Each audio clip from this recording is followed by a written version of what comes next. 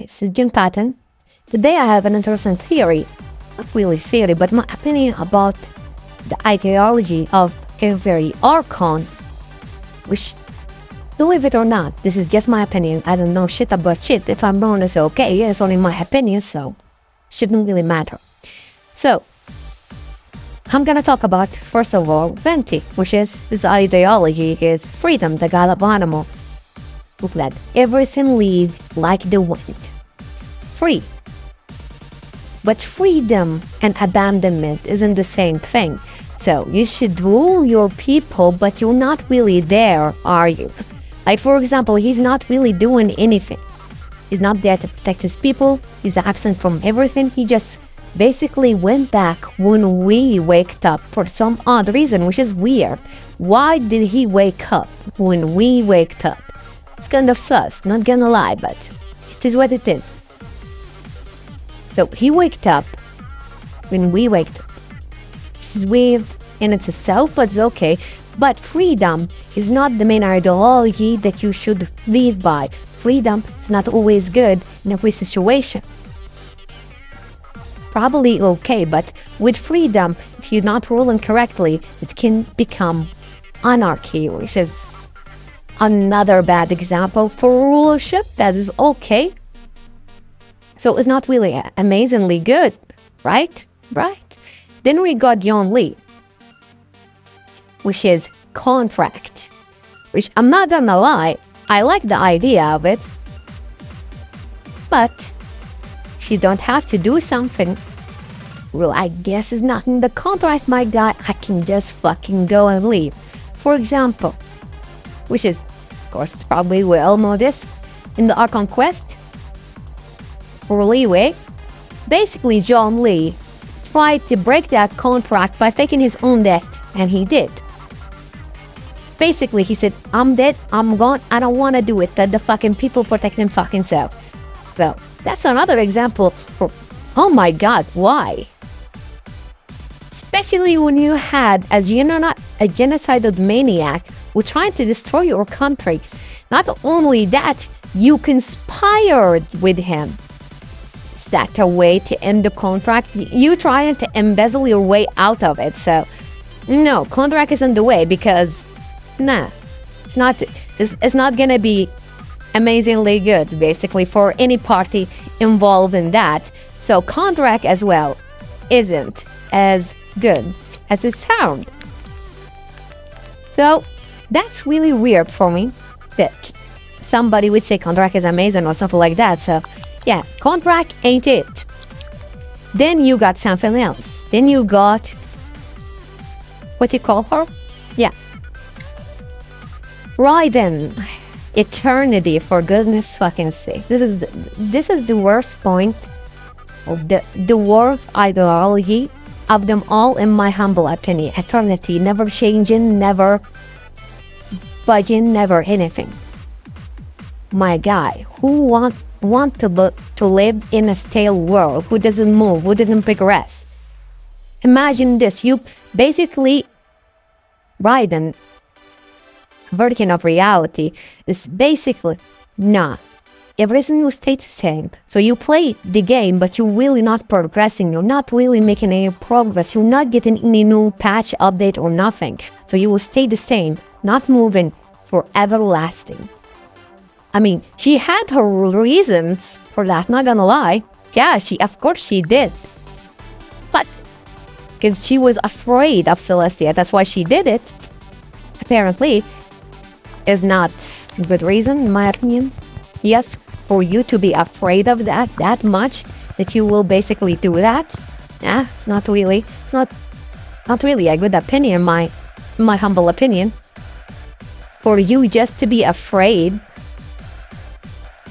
because, oh, this Celestia is gonna kill me if I don't do this. Because I would have to argue is not really the case. And then we have something else. Now, Nahida. Wisdom. My guy, wisdom is not as the same as knowledge. They are not both proportional to the same extent. Wisdom comes from experience, understanding and stuff. Okay, you know what that is, you know what it does, but it doesn't really quantify to real life experience and knowledge about some stuff. Or your opinion is more valid than another person. For example, somebody can be book smart, for example, like Hida, and do everything correctly by the book. But it could fail because he has no experience in it, which is flawed by nature. You have to have both. You have to have the knowledge and experience to have the wisdom. Other than that, it really wouldn't work, wouldn't you say? So that's for Nahida. Now we come for Furina, which is justice, which I really like. But as we always come, justice and fair are both good, but fair and justice is not the same. Wouldn't you agree? Something is just, but it's not fair. It's just, justified. Still, though it's justified, is not fair. Though it's just, is not fair. So when we talk about some stuff like that, we understand that that could be an issue, won't we not? So that's really about it for Furina.